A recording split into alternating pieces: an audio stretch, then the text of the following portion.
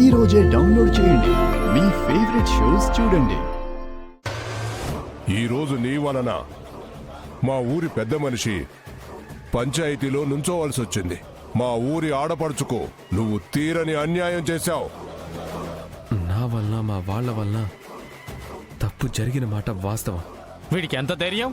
మన ఊరొచ్చి మన ఆడపిల్లని హింసిస్తున్నానని ఎంత నిర్లజ్జగా చెప్తున్నాడో.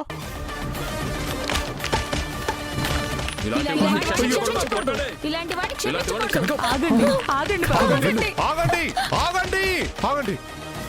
ఇతన్ని వెంటనే ఊరి నుంచి పంపించేస్తే మంచిది. మా అందరి నిర్ణయం ప్రకారం ఆదికేశవ్ గారు ఇతన్ని నమ్మడం లేదు. ఇతనితో ఆయన కూతుర్నిచ్చి పంపించడానికి ఆయన సిద్ధంగా లేరు. కావున సార్, ఒక్క నిమిషం,